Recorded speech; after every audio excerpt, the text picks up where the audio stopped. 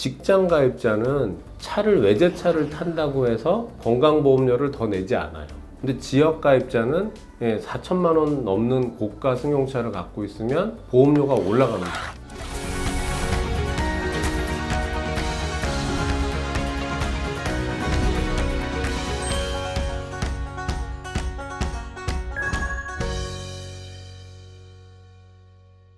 건강보험에 대한 거거든요. 소득이 있으면 세금을 내는데 세금에다가 또 나오는 거기다 일종의 준조세 같은 느낌이 들기 때문에 뺏기는다는 생각도 들고, 강남역 사거리에 저희 병원이 있고요. 건물 안에 이제 3계층에 건강보험공단이 있어요. 엘리베이터 타고 이렇게 올라오다 보면 분위기가 심상치 않은 분들이 가끔 타실 때가 있거든요. 진짜 이렇게 팔을 걷어붙여 가면서 내가 가만 안 둔다 이놈의 새끼들 막 이러면서 입구에서부터 막 소리 지르고 내리시는 분들이 있는데 대부분 건강보험공단을 가시더라고요. 사실 건강보험공단에 계신 직원분들이 막 민원인한테 시달릴 일은 아니고요. 시스템적인 것들에 대한 게 충분히 알려지지 않은 부분도 좀 있어서 국민을 위한 건강보험인데 국민한테 미움받고 있는 좀 안타까운 마음도 들어서 그런 상황을 조금 이렇게 개선하는데 약간이라도 도움이 될까 싶어가지고 제가 아는 상식 정도를 좀 말씀드려 보려고 합니다, 이번 시간에.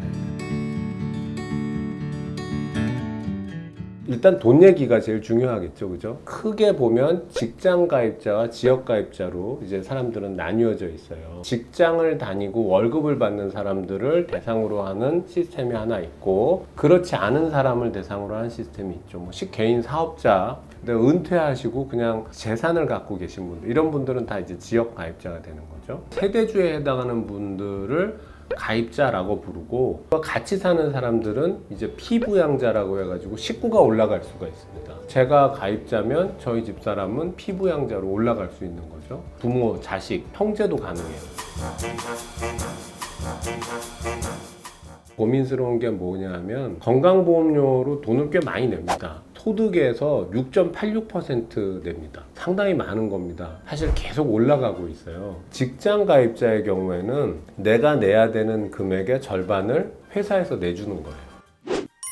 그러니까 지역 가입자의 경우는 자기가 다 내야 되고, 직장 가입자는 회사에서 반 내주니까 직장 가입자 좀 유리하다는 생각이 1번으로 들겠죠. 직장 근로자 소득은 유리지갑이라고 우리가 부를 정도로 아주 투명하게 다 노출이 되어 있는 상태니까 뭐 5%를 뛰든 8%를 뛰든 건 정확하게 다 뜯을 수 있는 거고, 사업을 하시는 개인 사업자들의 경우 각자 소득 신고를 하잖아요. 나 작년 이만큼 벌었습니다 라고 신고를 하게 되면 그걸 잘 믿어주질 않았어요. 믿기도 어려웠고, 지역가입자를 소득을 추정을 했거든요. 100%를 신고했다고 치면 84% 정도만 믿어주고 16% 정도는 좀 아닐 거다라고 해서 추정을 어떻게 했냐면 신고한 거 말고 지출을 어떻게 했나를 보는 거죠. 집이 얼마나 있냐, 차가 얼마나 비싼 차를 타고 있냐. 근데 그렇게 하다 보니까 근로소득자에 비해서 뭔가 좀 안 맞는 상황들이 나타나기 시작한 거죠. 그리고 예전과 틀려서 지금은 사업소득을 내는 이 지역가입자들의 이 소득을 이렇게 누락하거나 숨기거나 하는 게 사실 어렵거든요. 약간 불리한 게 있다라는 게 좀 문제였었어요. 뭐 예를 들어 삼성전자 다니는 딸한테 우리 식구 전부 다 피부양자로 올라가 있으면 그렇다고 그 딸이 보험료를 더 내는 것도 아니고 피부양자가 더 들어간다고 해서 기본적으로 그 친구가 내야 되는 보험료의 절반은 회사에서 내줬으니까 그게 유리했단 말이죠. 그러다 보니까 그냥 일반적인 지역 가입자는 상대적으로 더 보험료에서 좀 손해나는 게 있었죠.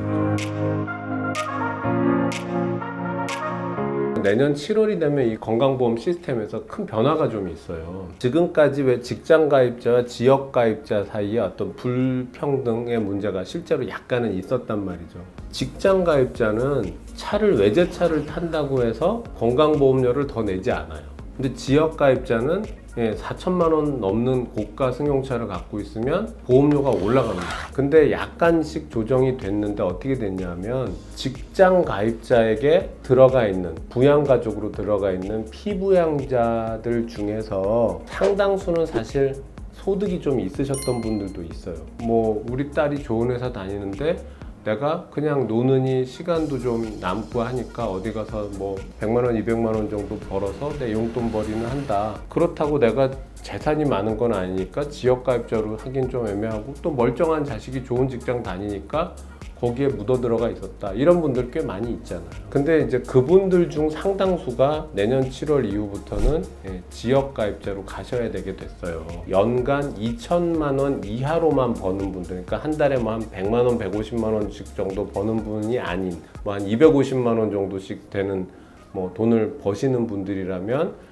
내년 7월 이후에는 직장 가입자의 피부양자로 못 있고 지역 가입자로 이제 가셔야 됩니다. 3억 6천만 원어치 이상의 재산이 있어도 이제는 지역 가입자로만 가야 돼요. 근데 그게 지금 얼추 추산해 보니까 한 거의 50만 명 가까이가 직장 가입자에서 지역 가입자로 바뀔 가능성이 지금 높다고 해요. 걱정이 되겠죠. 물론 재산이 있지만 세금을 내는 것도 현금이 있어야 내는데, 그 현금을 벌어들이는 수단이 없는 사람한테 이것저것 다 너무 많이 받아가게 되면 불평등에 대한 것 또는 화가 날 수 있다라는 거죠. 내년에 바뀌는 게 돈만 오르는 건 아닙니다, 여러분. 재난적 의료비라고 하는 게 있어요. 갑자기 심하게 아프면 내가 돈을 벌 수도 없는 상태에서 의료비가 너무 많이 나오게 되면 돈을 왕창 써버리고 정말 형편이 어려워질 수 있잖아요. 그래서 재난적 의료비가 나올 경우 지원해주는 시스템이 강화됩니다. 사실 우리나라 건강보험 참 잘 돼 있는 게 암이나 뭐 뇌졸중, 심혈관 질환 등등의 5대 중증 질환을 진단받으면 전체 진료비의 5%만 본인이 부담하면 돼요. 큰 돈을 들이지 않고 어쨌건 치료를, 적어도 생명을 구하는 치료는 받을 수 있도록 되어 있고요. 그렇지만 치료를 받다 보면 뭐 막 투석도 하고 뭐 수혈도 받을 수 있고 생각보다 고가의 약이 들어갈 수도 있고, 그래서 많이 진료비가 나올 수 있잖아요. 그런 재난적 의료비가 발생될 것 같으면 퇴원 이전에 미리 그런 거를 요청을 해서 건보공단에서 지원을 받는 시스템들도 확대가 됩니다. 보험이라는 게 원래 그런 거잖아요. 좀 소득의 여유가 있고 이런 분들이 좀 많이 내서 형편이 좀 곤란한 분들이 보호받을 수 있게 해주는 부의 재분배 역할, 그 다음에 사회적 약자에 대한 보호, 이런 게 보험이 갖춰야 되는 기능이라면 그런 차원으로 많이 변화하고 있다라는 생각은 들어요. 그렇지만 이제 모두가 다 전국을 상대로 생각하고 살 수는 없기 때문에 당장 나 현금 없는 은퇴자인데 나한테 이따위로 많이 고지서를 날리냐고 화가 나시는 분들도 있을 수 있는데, 그렇다 하더라도 그거는 이제 정책적인 차원에서 화를 내시고 저희 아래층 건보공단 직원들은 너무 괴롭히지 마셨으면 하는 게 한 가지 바람입니다. 보험과 관련돼서 저도 되게 관심이 많아서 제가 뭐 자격증도 따고 막 이런 적도 있거든요. 비급여 진료 부분이랑 또 실손보험 등등에 대한 것도 한번 말씀드리는 시간을 가져보도록 하겠습니다. 어쨌건 건보료가 또 오른다니까 걱정인데, 그 건보료 오르는 걸 갖고 또 수입을 얻는 의사 입장에서는 송구한 마음도 있고 그렇습니다. 좋아요와 구독 눌러주시면 힘을 내겠습니다. 감사합니다.